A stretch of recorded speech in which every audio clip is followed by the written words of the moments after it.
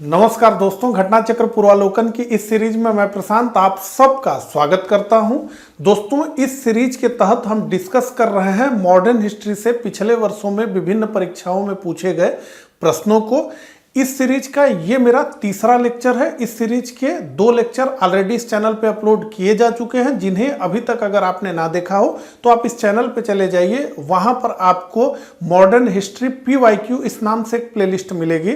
उस प्लेलिस्ट में इस सीरीज के सभी लेक्चर्स आपको एक क्रम से देखने को मिल जाएंगे, तो वहां जाकर के आप उन्हें देख सकते हैं। इस लेक्चर में हम डिस्कस करेंगे क्षेत्रीय राज्य पंजाब और मैसूर।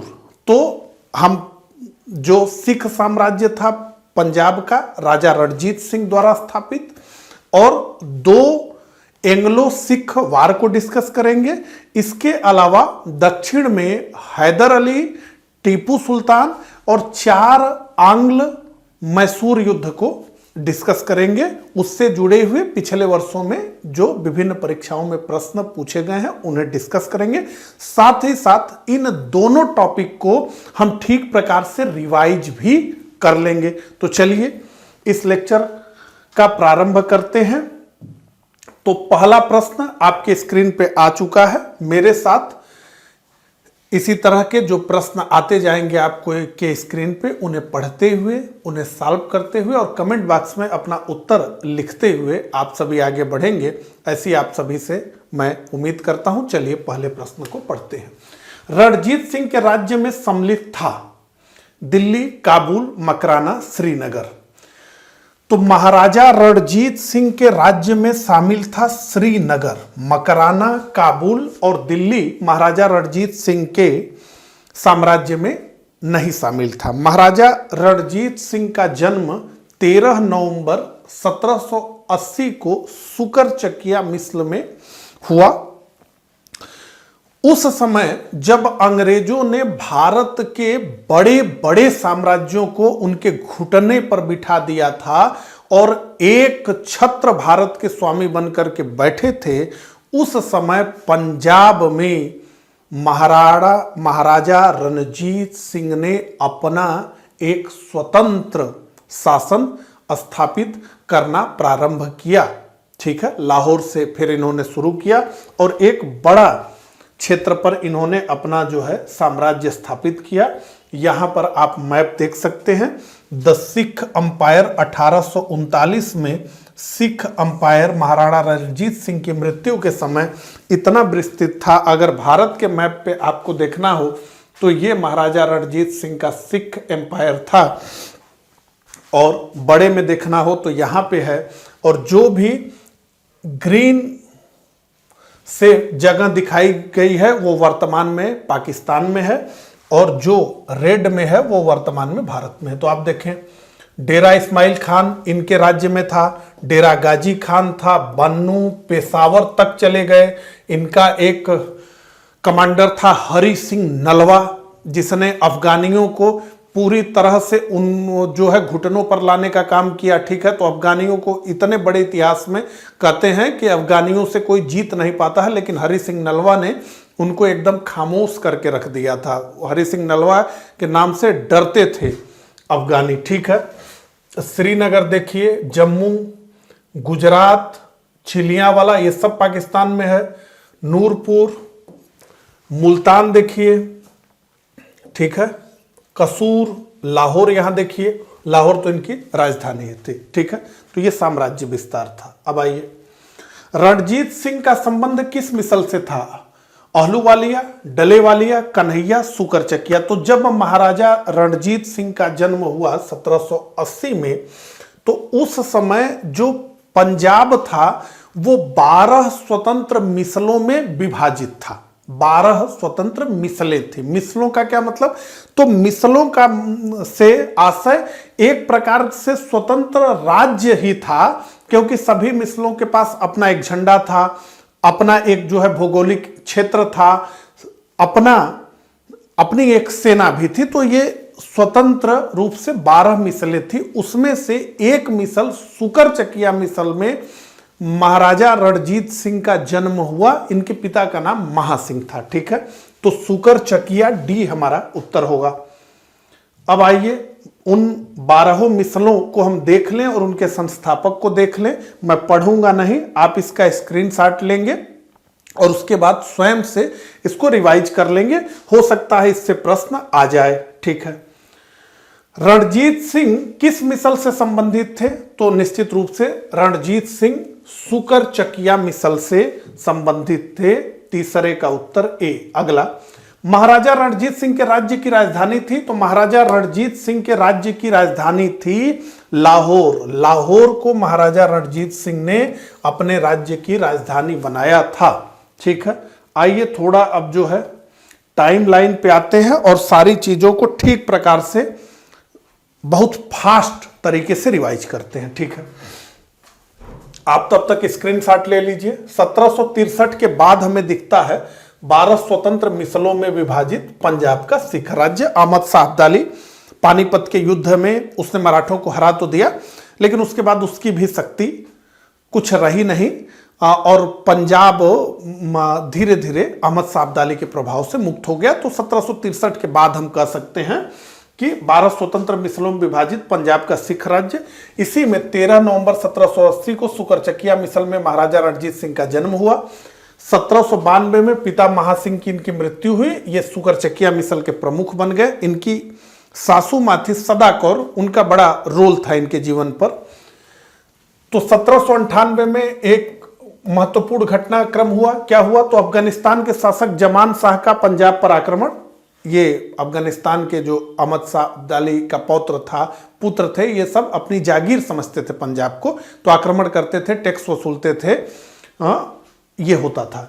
तो वापस लौटते समय कहते हैं कि इसकी तोपें चिनाब नदी में गिर गई, जिसे रणजीत सिंह ने निकलवाकर वापस भिजवा दिया। किसके? अफगानिस्तान के शासक जमान शाह।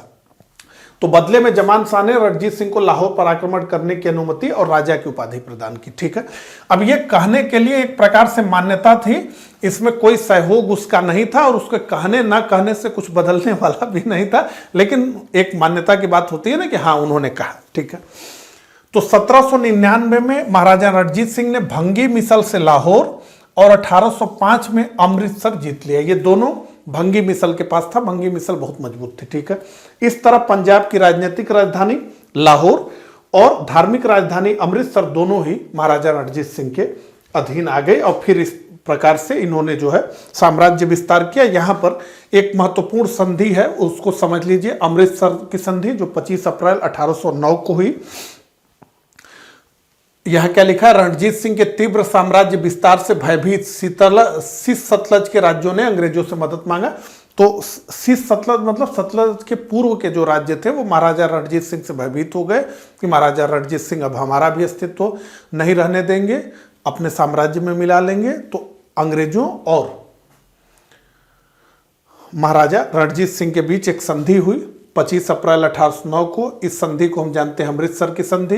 ये चार्ल्स मेटकाफ और महाराजा रणजीत सिंह के बीच हुई।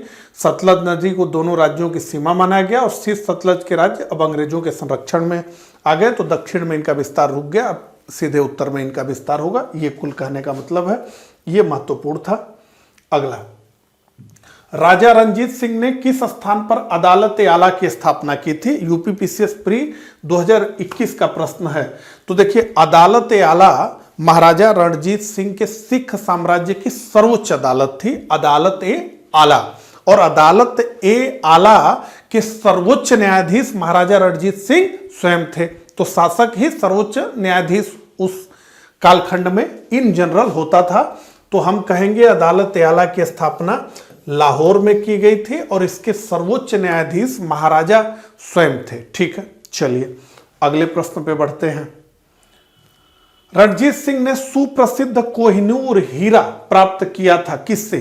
शाह शुजा से, जमान शाह से, दोस्त मोहम्मद से और शेर अली से। तो महाराजा रणजीत सिंह ने सुप्रसिद्ध कोहिनूर हीरा प्राप्त किया था शाह शुजा से।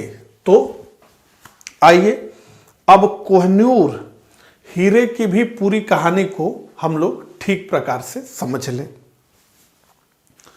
तो देखिए, कोहिनूर हीरा कितना प्राचीन है इसका स्पष्ट कोई अनुमान नहीं है। 5000 वर्ष तक प्राचीन बताया जाता है, बहुत मतभेद है इस पे। अभी विलियम डेल रिम्पल ने एक पुस्तक भी इसी पर लिखी है, लेकिन वो मैंने पढ़ा नहीं है तो अधिक विस्तार से मैं नहीं जानता हूं, लेकिन ये है कि इस पर विवाद है। ठीक है, हाँ, जो इसका स्रोत हमें पता है वर्तमान में, तो वो ये कहते हैं कि 13वीं सदी में दक्षिण भारतीय हिंदू काकतीय वंश के दौर में इसे आंध्र प्रदेश के गुंटूर जिले के हीरे के प्रसिद्ध कोल्लूर खान से निकाला गया था। और 13वीं सदी मतलब उस समय से इसका जो है हमें प्रमाण मिलता है। ये जो काकतीय वंश था उनकी जो देवी थी जिनका नाम था भद्रकाली, कहते हैं उनकी आंख में ये लगा था। ठीक है, यहां तो इन्होंने लिखा है कि इसे आंध्र प्रदेश के गुंटूर जिले के हीरे के प्रसिद्ध कोल्लूर खान से खोजा गया था। तो कहते हैं कि उन भद्रकाली के आंख में जो है ये हीरा लगा हुआ था। ठीक है, वहां से ये हीरा 1310 में मलिक कफूर, वही अलाउद्दीन खिलजी का जो जनरल था, वो लूट करके लाया। अब ये अलाउद्दीन खिलजी के पास आ गया। अलाउद्दीन खिलजी के पास आ गया तो फिर जो है दिल्ली सल्तनत में ये रिपीट होते रहा। फिर ये बाबर के हाथ में आया। बाबर के बाद फिर जो है ये हुमायूं के हाथ में आया। हुमायूं के संस्मरण में भी इसका उल्लेख मिलता है। उसके बाद 5वें मुगल शासक शाहजहां के मयूर सिंहासन में इसे जड़ा गया। ये मयूर सिंहासन जिस पे शाहजहां बैठता था उस पे इसे जड़ा गया। उसके बाद मोहम्मद शाह रंगीला के शासनकाल में जब 1739 में नादिर शाह ने आक्रमण भारत पर किया तो ये कोहिनूर हीरा अपने साथ लेकर के गया। तो कहते हैं कि इसी ने इसका नाम कोहिनूर दिया। ठीक है, कोहिनूर, जिसे इंग्लिश में कहा जाता है माउंट ऑफ लाइट। ठीक है, तो प्रकाश का, रोशनी का पहाड़। ठीक है, फिर वहां से नादिर शाह से ये हीरा आ गया अहमद शाह अब्दाली के पास। अहमद शाह अब्दाली, चूंकि नादिर शाह का जनरल था ना अहमद शाह अब्दाली, तो अहमद शाह अब्दाली के पास आ गया। अहमद शाह अब्दाली के बाद से फिर ये बढ़ते बढ़ते ये शाह सूजा के पास आ गया। लेकिन शाह सूजा जो कि अफगान का शासक था, उसको उसके चचेरे भाई शाह महमूद ने एक सशक्त बरकजई दोस्त मोहम्मद की मदद से सत्ता से हटा दिया। तो ये शाह सूजा भाग करके भारत आ गया और इसने महाराजा रणजीत सिंह से मदद मांगी। तो कहते हैं 1813 में महाराजा रणजीत सिंह को इसने, शाह सूजा ने, वो कोहिनूर हीरा दिया। उसके बाद जब द्वितीय एंग्लो सिख युद्ध में सिखों की हार हुई तो महाराजा दिलीप सिंह के हाथ से ये हीरा अंग्रेजों को मिल गया। और अंग्रेजों को जब वो मिला तो हीरा वो इंग्लैंड भेजा गया और वहां पर जो क्राउन है उसके ताज में इस हीरे को लगा दिया गया। ठीक है, ये पूरी कहानी यहाँ पे लिखी गई है। यहाँ पे एक फैक्ट मैं आपको बताना चाहूंगा कि महाराजा रणजीत सिंह की इच्छा थी कि ये जगन्नाथपुरी को दान किया जाए, तो जगन्नाथ मंदिर में ये हीरा दान कर दिया जाए। महाराजा रणजीत सिंह की ये इच्छा थी, हालांकि ये इच्छा पूरी नहीं हो पाई। महाराजा रणजीत सिंह ने वाराणसी का जो वर्तमान काशी विश्वनाथ मंदिर है इसको टनों में सोना दान किया था। ठीक है, तो ये पूरी कहानी है, यहां पर इसमें आप देख सकते हैं। चलिए हम अगले प्रश्न पे पढ़ेंगे। निम्नलिखित में से किसने कहा था ईश्वर की इच्छा थी कि मैं सब धर्मों को एक निगाह से देखूं, इसलिए उसने दूसरी आंख की रोशनी ले ली? महाराजा रणजीत सिंह, महाराजा शेर सिंह, महाराजा दिलीप सिंह। तो महाराजा रणजीत सिंह की एक ही आंख वर्किंग थी, दोनों आंख इनकी वर्किंग नहीं थी। तो महाराजा रणजीत सिंह ने यह सेंटेंस कहा कि मैं सब धर्मों को एक निगाह से देखूं। एक निगाह से देखने का मतलब समान रूप से देखना। ईश्वर की इच्छा थी, यही थी, इसीलिए उसने मेरी दूसरी आंख की रोशनी ले ली। तो 7 का हमारा उत्तर है ए। अगला, महाराजा रणजीत सिंह के उत्तराधिकारी थे। महाराजा रणजीत सिंह के उत्तराधिकारी थे हरि सिंह नलवा, खड़क सिंह, शेर सिंह, नौनिहाल सिंह। तो महाराजा रणजीत सिंह के उत्तराधिकारी थे खड़ग सिंह और हरि सिंह नलवा। तो इनके बहुत प्रोमिनेंट जनरल थे। ठीक है, चलिए बी हमारा उत्तर है।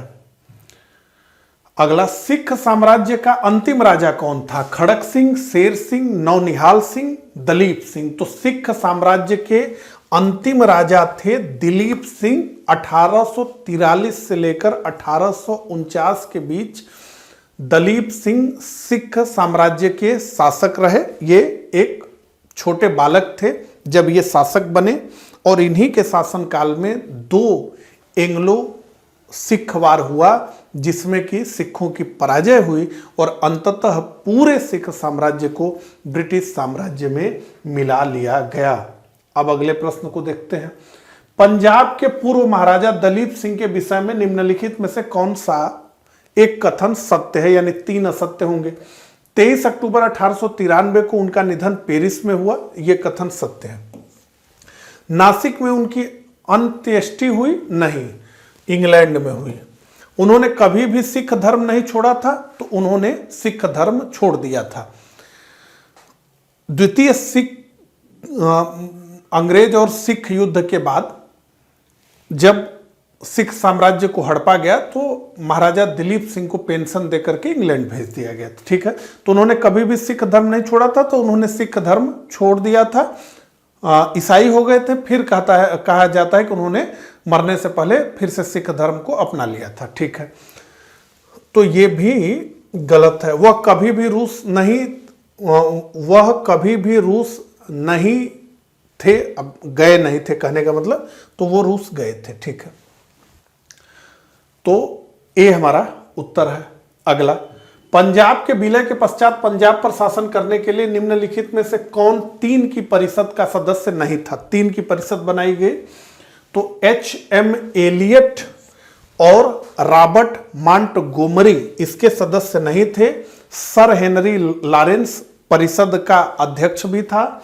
इसके अलावा जॉन लॉरेंस इस परिषद में था और चार्ल्स मेसन इस परिषद में था। तो 3 थे, तो हम कहेंगे ए और डी नहीं थे। ठीक है, 11 का उत्तर है ए और डी।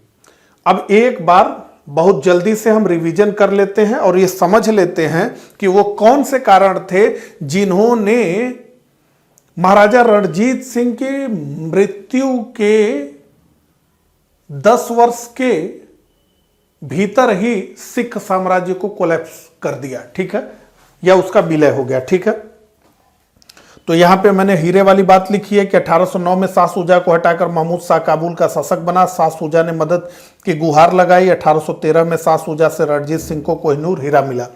ठीक है, तो 27 जून 1839 को रणजीत सिंह शेरे पंजाब की मृत्यु हो गई। ठीक है, कब हुआ? 27 जून 1839 को रणजीत सिंह शेरे पंजाब की मृत्यु हुई। इनकी जब मृत्यु हुई तो 27 जून 1839 को उसी दिन रणजीत सिंह के पुत्र खड़क सिंह सिख साम्राज्य के शासक बने। अब ये पूरा एक श्रृंखला है, समझते चलिए। इन्हें 8 अक्टूबर को 1839 को गद्दी से हटा दिया गया और उनके पुत्र नौनिहाल सिंह को गद्दी पर बिठाया गया। ठीक है, अब तुरंत इनकी मृत्यु हो जाएगी। 5 नवंबर 1840 को एक दुर्घटना में नौनिहाल सिंह की मृत्यु हो गई। तो अपने पिता खड़क सिंह की मृत्यु के बाद उनकी अंत्येष्टि करने गए थे ये। ठीक है, यहां पर आप देखें तो हमने देखा ना, 8 अक्टूबर 1839 को गद्दी से हटा दिया गया खड़क सिंह को, तो फिर खड़क सिंह की मृत्यु हो गई। उनकी अंत्येष्टि संस्कार में ये गए थे। उसके बाद जब लौट रहे थे तो कहते हैं कि पत्थर का टुकड़ा गिरा जो है दरवाजे पे, यहां नौनिहाल सिंह की मृत्यु हो गई। इसके पश्चात खड़क सिंह की पत्नी चांद कौर ने शासन की बागडोर अपने हाथों में ले लिया। इसके बाद चांद कौर को हटाकर रणजीत सिंह के पुत्र शेर सिंह सिख साम्राज्य के अगले शासक बने। चांद कौर के समर्थक अजीत सिंह ने शेर सिंह की हत्या कर दी। आप ये सब देखते चलिए। रणजीत सिंह के अल्पवयस्क पुत्र दलीप सिंह अपनी मां रानी जिद्दन की संरक्षिता में सिख साम्राज्य के शासक बने। 15 सितंबर 1843 को जो है शेर सिंह की हत्या के बाद। ठीक है, अब कहते हैं कि सेना बहुत मजबूत हो गई थी। सिख सेना जो थी वो बहुत मजबूत हो गई थी। खालसा सेना उसको कहते थे। खालसा सेना प्रशासनिक अंगों की बात ही नहीं सुन रही थी। तो प्रथम आंग्ल सिख युद्ध के कारण यहां लिखे गए हैं। तो पहला, खालसा सेना से लाहौर दरबार को भय हो गया। ठीक है। जो प्रशासनिक अमला था उससे मजबूत सेना होगी, सेना ही निर्णय लेने लगी कि युद्ध करना है नहीं करना है, क्या करना है, ये सेना स्वयं निर्णय लेने लगी, शासक पीछे हट गए। ठीक है, क्योंकि शासकों ने भी तो इस तरह का काम ही किया था, एक के बाद एक के बाद एक जो है अयोग्य उत्तराधिकारी आते गए। तो खालसा सेना से लाहौर दरबार को भय था, तो ये हुआ कि एक बार ये लड़ लेंगे तो ठंडे हो जाएंगे, जीत जाएंगे तो राज्य का विस्तार होगा, हार जाएंगे तो इनका दिमाग ठिकाने लगेगा। इसके अलावा रानी जिद्दन की महत्वाकांक्षा, रानी जिद्दन एक प्रोमिनेंट कैरेक्टर थी और उस समय तो वही शासक थी, क्योंकि ये दलीप सिंह अल्पवयस्क थे और अंग्रेजों के साम्राज्य विस्तार की नीति, अंग्रेज तो इंतजार ही कर रहे थे कि क्या कब करें। तो प्रथम आंग्ल सिख युद्ध हुआ 1845-46 में। लाल सिंह और तेजा सिंह ने विश्वासघात किया। मुदकी, फिरोज शाह, बदोवाल तथा अलीवाल की लड़ाई निर्णायक रही। फाइनली निर्णायक सबराव 10 फरवरी 1846 में जो लड़ा गया सबराव का युद्ध, तो इसमें अंग्रेजों को विजय प्राप्त हो गई। लाहौर की संधि हुई 9 मार्च 1846 को। देखिए क्या क्या इस संधि में हुआ। तो अंग्रेजों ने अल्पवयस्क दिलीप सिंह को सिख साम्राज्य का महाराजा, रानी जिंदन को उसकी संरक्षिका और लाल सिंह को उसका वजीर स्वीकार कर लिया। लाहौर में 1 वर्ष के लिए एक अंग्रेज रेजिडेंट हेनरी लॉरेंस को नियुक्त किया गया। सिख साम्राज्य के आंतरिक प्रशासन में हस्तक्षेप न करने का अंग्रेजों का वादा, जो कि वो हमेशा करते थे वादा और हस्तक्षेप जरूर करते थे। सिखों ने सतलज पार के प्रदेशों पर अपने सदैव के लिए दावा छोड़ दिया। सिख सेना में कमी की गई, केवल 12,000 घुड़सवार किया गया। ठीक है, इसके अलावा 1.5 करोड़ रुपए क्षतिपूर्ति लगाई गई और इस 1.5 करोड़ रुपए क्षतिपूर्ति को 50 लाख नगद वसूला गया और कश्मीर और हजारा के प्रांत देकर ये जो है गुलाब सिंह को 1 करोड़ रुपए में बेच दिया गया। ठीक है, इसके बाद द्वितीय आंग्ल सिख युद्ध जो है हुआ, पूरी तरह से दमन करने का निर्णय लिया गया। द्वितीय आंग्ल सिख युद्ध में क्या हुआ, तो रामनगर का युद्ध हुआ, ये अनिर्णायक युद्ध था। इसके बाद चिलियांवाला का युद्ध हुआ 13 जनवरी 1849, अनिर्णायक हुआ, लेकिन अंग्रेजों की भारी क्षति हुई। फिर गुजरात का युद्ध, इसे तोपों का युद्ध भी कहते हैं, बैटल ऑफ गन। ठीक है, ये 21 फरवरी 1849 को हुआ। सिखों की पराजय और उन्होंने आत्मसमर्पण कर दिया। फिर क्या हुआ, 29 मार्च 1849 को गवर्नर जनरल लॉर्ड डलहौजी के द्वारा सिख साम्राज्य को अंग्रेजी राज्य में मिला लिया गया। दलीप सिंह को 5 लाख रुपए वार्षिक पेंशन का प्रावधान किया गया और उन्हें शिक्षा प्राप्ति हेतु इंग्लैंड भेजा गया। दलीप सिंह से ही अंग्रेजों को कोहिनूर हीरा प्राप्त हुआ और पंजाब के प्रशासन के लिए 3 सदस्यीय परिषद का गठन किया गया। हेनरी लॉरेंस जो कि अध्यक्ष भी था इस परिषद को, उसे प्रशासन देखना था। जॉन लॉरेंस को भू राजस्व और चार्ल्स मेसन को न्याय। ठीक है, ये पूरी कहानी हो गई किसकी, पंजाब के सिख साम्राज्य की। अब आइए एंग्लो मैसूर युद्ध की तरफ बढ़ते हैं। प्रथम आंग्ल मैसूर युद्ध 1766-69 में कौन विजयी हुआ, तो प्रथम आंग्ल मैसूर युद्ध जो 1766 और 69 के दौरान लड़ा गया, उसमें हैदर अली विजय प्राप्त किया हैदर अली ने। और हैदर अली ने अंग्रेजों को इतना बुरी तरह से हराया कि अंग्रेजों के दक्षिण भारत में आधार स्थल मद्रास तक हैदर अली पहुंच गया। कहा जाता है कि अब जो भी स्ट्रेटजी रही हो हैदर अली की, अगर हैदर अली मद्रास पर आक्रमण कर दिया होता तो अंग्रेजों की हालत बहुत खराब हो जाती। तो हैदर अली की शर्तों पे मद्रास की संधि अंग्रेजों को करना पड़ा मजबूरी में। तो हैदर अली ने बड़ी वीरता का काम किया। अब यहां पर हैदर अली कहां से आ गया, ठीक है, इसको समझ लें, क्योंकि ये तो वाडियारों का राज्य था मैसूर। ठीक है, आइए थोड़ा सा समझ लें इसको भी। तो तालीकोटा का जो युद्ध हुआ 1565 में, विजयनगर साम्राज्य और 4 दक्कनी सल्तनतों बीजापुर, गोलकुंडा, अहमदनगर, बीदर, इन सब ने जो मिलकर के अटैक किया और विजयनगर साम्राज्य के वैभव को नष्ट कर दिया। उसके बाद भी घिसते हुए विजयनगर साम्राज्य चल रहा था, लेकिन फाइनली 1612 में, अब मैसूर की हम बात कर रहे हैं, जब साम्राज्य कमजोर होता है तो उसके छोटे छोटे जो नायक होते हैं वो अपना स्वतंत्र शासन स्थापित करने लगते हैं। तो उसी तरह से 1612 ईस्वी में विजयनगर के शासक वेंकट द्वितीय के समय विजयनगर साम्राज्य से टूटकर मैसूर में वाडियार राजवंश की स्थापना हो गई। ये राजवंश तो था, अब स्वतंत्र हो गए। ठीक है, तो 1732 और 66 में हम देखो तो यहाँ पर चिक्का कृष्णराज वाडियार मैसूर के शासक थे और इस समय मैसूर की सत्ता नंजराज सर्वाधिकारी कहते थे, यानी ये प्रधानमंत्री थे, वहां के टर्म में सर्वाधिकारी, सबका अधिकारी, और देवराज दलवाई थे, यानी ये सेनापति थे। यही दोनों भाइयों का जो है शासन पर होल्ड होता था। 1722 में हैदर अली का बूदीकोट कर्नाटक में जन्म हुआ। 1749 में नंजराज के सैनिक अधिकारी के रूप में हैदर का मैसूर में सैनिक जीवन प्रारंभ हुआ। 1755 में हैदर अली को डिंडीगुल का फौजदार बनाया गया और यहीं इसने फ्रांसीसी मदद से आधुनिक शस्त्रागार की स्थापना की। हैदर अली एक अनपढ़ व्यक्ति था लेकिन बड़ा योग्य सेनापति था और बहुत योग्य कूटनीतिज्ञ था, बहुत साहसी व्यक्ति था।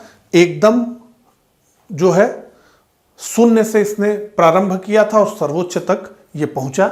ठीक है, तो ये समझ लिया था कि अब आधुनिक समय में आधुनिक अस्त्र शस्त्र और यूरोपीय प्रशिक्षित सेनाएं हमें चाहिए, तो इसके लिए इसने फ्रांसीसियों के साथ अपना रिश्ता बनाने का काम किया और 1761 में यह शासक बन गया। अब जो है यहां से हैदर अली ने मैसूर का जो साम्राज्य था उसका खुद को तानाशाह घोषित कर लिया और जो वाडियार शासक थे वो पीछे हो गए। अब पूरी तरह से मैसूर कंट्रोल में आ गया हैदर अली के। ठीक है, लेकिन ये ध्यान रखिए कि हैदर अली का मैसूर नहीं था, मैसूर था वाडियारों का और आज भी मैसूर है वाडियारों का। तो निम्नलिखित में से कौन 1755 में डिंडीगुल मैसूर में एक आधुनिक शस्त्रागार की स्थापना की? तो निश्चित रूप से हैदर अली ने किया, बी हमारा उत्तर है। अगला, ब्रिटिश जनरल जिसने हैदर अली को पोर्टो नोवा के युद्ध में हराया, तो ये पोर्टो नोवा का युद्ध हुआ द्वितीय एंग्लो मैसूर युद्ध के दौरान। ठीक है, द्वितीय एंग्लो मैसूर युद्ध के दौरान, और इसमें सर आयरकूट ने हैदर अली को पोर्टो नोवा के युद्ध में पराजित किया। ठीक है, तो बी हमारा उत्तर है। अगले प्रश्न पे बढ़ते हैं। टीपू सुल्तान ने अपनी राजधानी बनाई श्रीरंगपट्टनम, मैसूर, मंगलोर, कोयम्बटूर। तो टीपू सुल्तान ने श्रीरंगपट्टनम को अपनी राजधानी बनाया। हैदर अली की मृत्यु के पश्चात टीपू सुल्तान शासक बना। निम्नलिखित भारतीय शासकों में से कौन था जिसने विदेशों में आधुनिक पद्धति से दूतावास स्थापित किए थे? हैदर अली, मीर कासिम, शाह आलम द्वितीय, टीपू सुल्तान। तो देखिए, टीपू सुल्तान अपने समय का सबसे योग्य शासक था, पढ़ा लिखा शासक था और अपने आसपास हो रही हलचलों को ठीक प्रकार से ये समझता था। ये समझ पा रहा था कि इस समय अंग्रेजों की क्या स्थिति है और वो यहां से क्या कर सकते हैं। ये सारी चीजें, तो अपने वर्तमान की परिस्थितियों को ठीक प्रकार से समझने वाला शासक टीपू सुल्तान था। वीर सेनापति था, एक कुशल सेना नायक ये था। सब कुछ अगर आप देखेंगे तो टीपू सुल्तान में आपको अच्छा दिखेगा, लेकिन टीपू सुल्तान के अंदर जो उसकी धार्मिक कट्टरता की भावना थी, उसने उसके चरित्र पर एक बहुत बड़ा दाग लगाया है। हालांकि बहुत लोग कहते हैं कि ऐसा नहीं था। कोई एग्जाम्पल लेकर के आते हैं कि उसने हिंदू मंदिरों को दान किया, लेकिन एक बहुत बड़ी आबादी है कर्नाटक में जो ये मानती है कि जिस प्रकार से उत्तर भारत में औरंगजेब था, उसी तरह से दक्षिण भारत में टीपू सुल्तान था। और यही कारण था कि टीपू सुल्तान को अंग्रेजों के साथ मिल करके निपटाने में मराठे भी इसलिए अधिक प्रयत्नशील रहे कि टीपू सुल्तान जबरिया धर्मांतरण कराता था। तो जबरिया धर्मांतरण का आरोप टीपू सुल्तान पर है, जो इसके चरित्र पर एक बहुत बड़ा धब्बा है। आइए, जो कुछ हम समझ सकते हैं उसको आप समझिए। तो टीपू सुल्तान ने 1787 ईस्वी में खुद को बादशाह घोषित कर दिया। सबसे पहली चीज ये जान लीजिए कि टीपू सुल्तान कोई स्वतंत्र शासक नहीं थे। इनके पिता ने न खुद को नवाब कहा, न बादशाह कहा, न निजाम कहा। ठीक है, वो वाडियार की नौकरी करते थे, तो उनके पुत्र टीपू सुल्तान भी वाडियारों की नौकरी करते थे। ये अलग बात है कि टीपू सुल्तान स्वयं को इतना शक्तिशाली कर लिया हैदर अली कि वो भी जो है तानाशाह हो गया और टीपू सुल्तान भी तानाशाह हो गए। लेकिन ये राज्य वाडियारों का था और इस राज्य में इन्होंने क्या कहा कि अब मैं ही जो है बादशाह हूं। इसके अलावा अपने नाम के इन्होंने सिक्के चलाए, हमेशा सिक्के शासकों के नाम से चलते हैं, ठीक है, लेकिन इन्होंने अपने नाम के सिक्के चलाए। इसके अलावा आधुनिक कैलेंडर को इसने लागू किया, ठीक है, और क्या किया तो वर्ष और महीने के हिंदू नामों की जगह अरबी नामों का इसने प्रयोग किया। अब अरबी नाम आ रहे हैं, अब कर्नाटक और अरब का क्या संबंध है, लेकिन अरबी नाम आ रहे हैं तो क्या कनेक्शन इससे आप समझ रहे हैं उसको देखिए। इसने सिक्का ढलाई और तोल एवं माप की नई पद्धति प्रचलित की, रेशम उत्पादन तथा व्यापार को बढ़ावा दिया। इसके अलावा मैं आपको बताऊं सबसे महत्वपूर्ण जो माना जाता है वो ये है कि टीपू ने सर्वप्रथम युद्ध में रॉकेटों का प्रयोग किया, पोलिलोर के युद्ध में, ठीक है, तो ये महत्वपूर्ण फैक्ट है। इसके अलावा फ्रांसीसी क्रांति से प्रभावित टीपू ने जेकोबिन क्लब का सदस्य बना। जेकोबिन क्लब बना था ना फ्रांसीसी क्रांति के समय, तो टीपू सुल्तान ने भी स्वयं को जेकोबिन क्लब के का सदस्य मान लिया और स्वयं को नागरिक टीपू कहा, ठीक है। हाँ, और श्रीरंगपट्टनम में इसने स्वतंत्रता का वृक्ष लगाया और खुद को नागरिक टीपू कहने लगा। थॉमस मुनरो ने इसके बारे में कहा कि नई रीतें चलाने वाली एक अशांत आत्मा है टीपू सुल्तान। टीपू ने अंग्रेजों के विरुद्ध विदेशी मदद प्राप्त करने के लिए फ्रांस और कुस्तुनतुनिया में अपने दूत भेजे, ठीक है। टीपू सुल्तान ने ब्रिटिश सेना को 1780 में हराया था हैदराबाद में, पोलिलूर में। तो टीपू सुल्तान ने ब्रिटिश सेना को 1780 में पोलिलूर के युद्ध में हराया था। यहीं पर इसने जो है रॉकेट का प्रयोग किया था। हेक्टर मुनरो की स्थिति बहुत खराब कर दी थी इसने इस युद्ध में। अगला तो ये आप देख सकते हैं, the battle of Pollilur where the forces of Hyder Ali effectively used Mysorean rockets, ठीक है। इस समय अभी हैदर अली ही शासक था तो उसी का नाम लिखा है, देखिए आप। चलिए, अंग्रेजों ने श्रीरंगपट्टनम की संधि किसके साथ की थी? हैदर अली, डुप्ले, टीपू सुल्तान, नंदराज। तो अंग्रेजों ने श्रीरंगपट्टनम की संधि की थी टीपू सुल्तान के साथ। तो सबसे पहले तो हुआ प्रथम आंग्ल मैसूर युद्ध। प्रथम आंग्ल मैसूर युद्ध के बाद जिसमें विजय प्राप्त हुई हैदर अली को, और हैदर अली ने अपने शर्तों पे अंग्रेजों के साथ मद्रास की संधि की। द्वितीय एंग्लो मैसूर युद्ध चला 1780 से 84 तक, जिसके दौरान ही हैदर अली की मृत्यु हुई और टीपू सुल्तान शासक बन गया। और यह युद्ध लंबा चल गया, अनिर्णायक रहा। तो अंततः दोनों पक्षों ने यह तय किया कि हम जो है संधि कर लेते हैं, तो मंगलौर की संधि हुई। फाइनली तीसरे आंग्ल मैसूर युद्ध के बाद टीपू सुल्तान और लॉर्ड कॉर्नवालिस के बीच ये श्रीरंगपट्टनम की संधि हुई। ये श्रीरंगपट्टनम की संधि टीपू सुल्तान के लिए एक अपमानजनक संधि थी, क्योंकि कहते हैं कि लगभग आधा टीपू सुल्तान का राज्य अंग्रेजों और उनके मित्रों में बांट गया। 3 करोड़ रुपया जुर्माना अंग्रेजों द्वारा टीपू सुल्तान पर लगाया गया और यह कहा गया कि जब तक यह पैसा आप नहीं देंगे तब तक अपने 2 पुत्रों को आप हमारे पास गिरवी रखेंगे।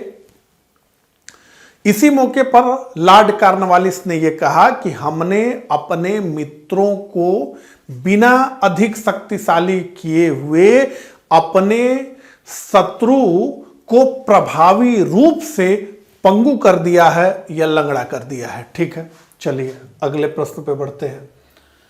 तो यहां पर देखिए, श्रीरंगपट्टनम की संधि, टीपू सुल्तान से अंग्रेजों को 12 महल, डिंडीगुल और मालबार मिला।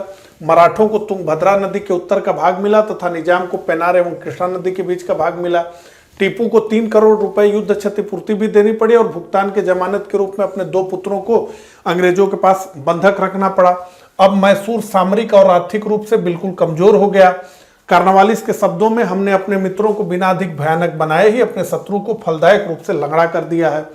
अंग्रेजों के विरुद्ध मदद प्राप्त करने हुए अब टीपू ने नेपोलियन, अरब, कुस्तुनतुनिया, अफगानिस्तान के शासकों के साथ पत्र व्यवहार करना प्रारंभ कर दिया।